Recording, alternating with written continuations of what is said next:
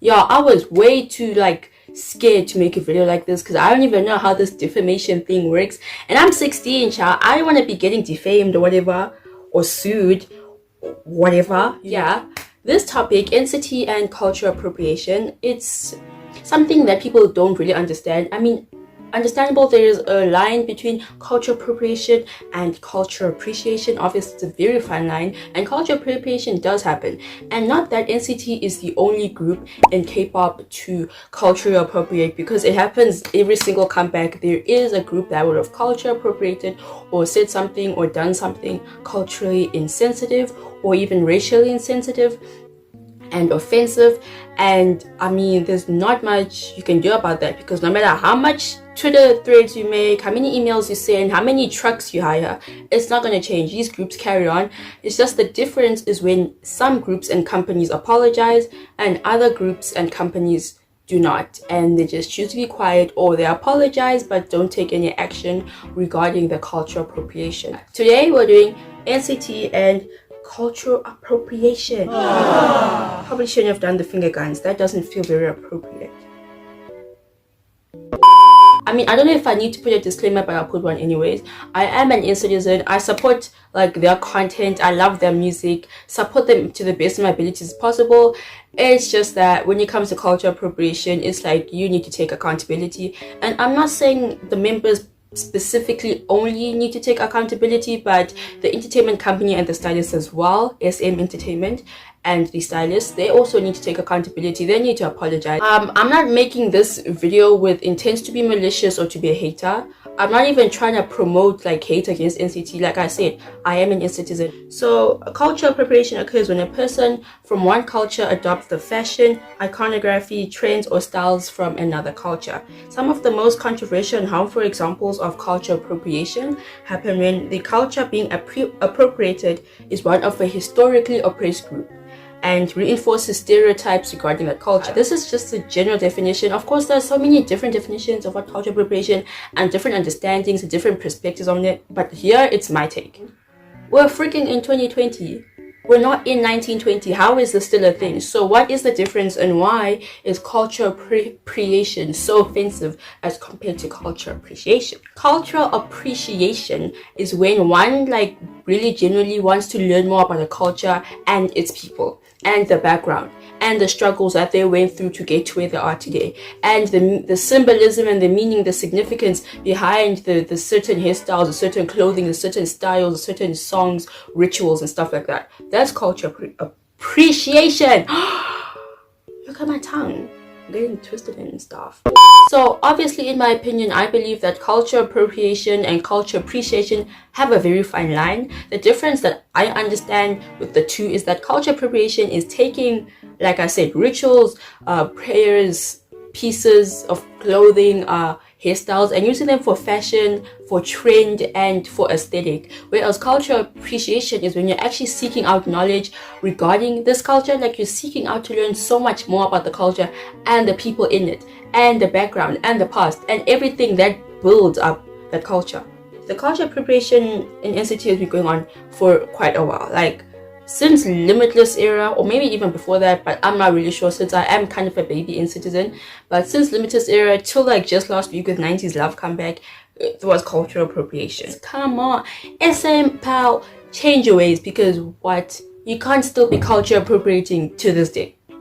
It's tired. It's tired. It's exhausted. Can we just beat this thing to the... You would think that by 2020, the stylists and SM Entertainment would have seen the uproar that they cause. I mean, you see, I'm sure you have some sort of management who are managing your social media awareness and surroundings, and know that you've got international fans complaining about your culture appropriation, international fans and allies complaining about the culture appropriation and how offensive it is. And what's worse is that it's either that they don't allow the members to apologize, which is likely, or that even if they do allow the members to apologize, the members choose to not apologize. See the problem here? It's here are the situations where NCT has culture appropriated a bunch of cultures. In Limitless era, some members were shown styled in black people hairstyles. So by that I mean cornrows, braids, afro, something that just looks like it's trying to be Afrocentric and it's trying to take a hairstyle from a different ethnicity and race altogether and apply it on a race or slash ethnicity that is not suitable to have this hairstyle because of the fact that they don't have the cultural and racial background to actually display this hairstyle, as well as the fact it's not even suitable. There's a reason why those hairstyles are only suitable for black people. I mean, you're damaging the members here by trying to make them have something that is not suitable for their hair type. Okay? These hairstyles, there is no way in defending them. There is no way. You can't even say like, oh, like they used hair gel to achieve that look. No. They took these African style hairstyles and used it for aesthetic and for fashion for the Limitless music video, and just to simply throw it away afterwards. This is the thing, they took that hairstyle, applied it on a member, didn't even make reference to maybe its cultural background, its actual meaning. They were just using it to look good or something, and it's just, that's problematic. That to me is problematic. I won't be discussing the deep history of cornrows and Afrocentric hair like now, but because I will go on a rant and I will be speaking forever about why this was so offensive, what the actual meaning is, and why we cannot just take a hairstyle and plop it on anyone. But you know, I will end up like sitting here talking for like too long. But what I'm saying, like the bottom line is that cornrows and like braided hair, and I know that different cultures have braided hair. It's not only black people, it's not only African people, it's not only African Americans that have braided hair.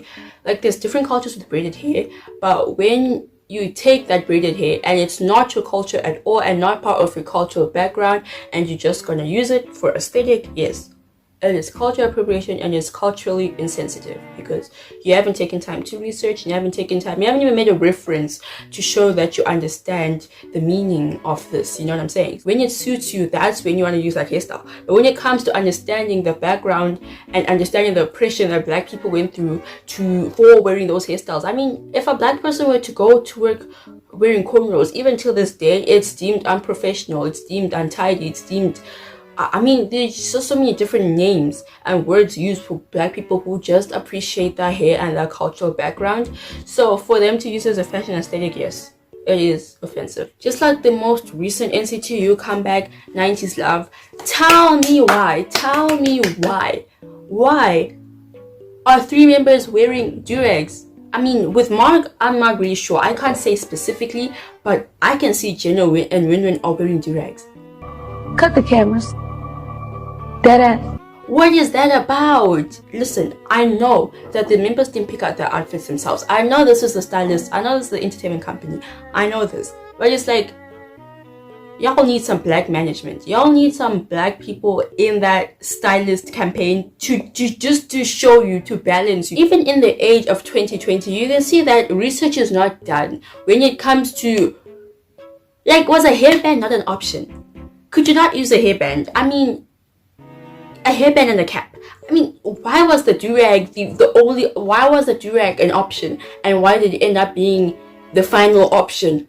I mean, man, do your research. Like, you can't say that because these stylists are in Korea, that Naver doesn't exist, that Google doesn't exist.